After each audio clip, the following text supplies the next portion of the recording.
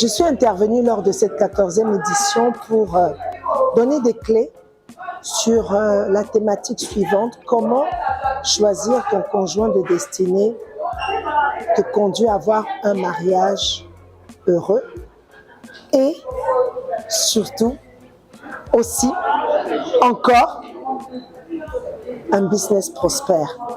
On pense souvent que le business est déconnecté du mariage.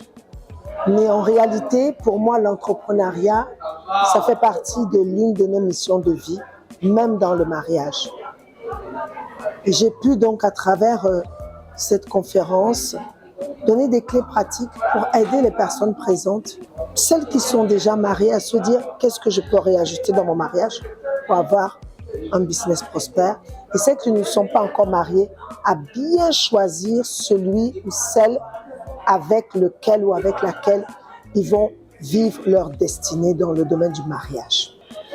Ce type d'événement contribue effectivement à l'essor de l'entrepreneur chrétien dans la mesure où, non seulement à travers la visite des stands des exposants, il arrive à se projeter sur son entreprise, à avoir des idées pour le développer et aussi apprendre de tous ces entrepreneurs talentueux qui viennent faire connaître leur savoir-faire.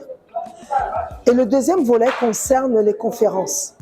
Les conférences permettent d'augmenter le savoir, d'augmenter la connaissance, et à travers la connaissance et surtout la mise en pratique, on arrive à un shift, c'est-à-dire qu'on arrive à une croissance dans le domaine du business. On arrive à une progression dans l'entrepreneuriat.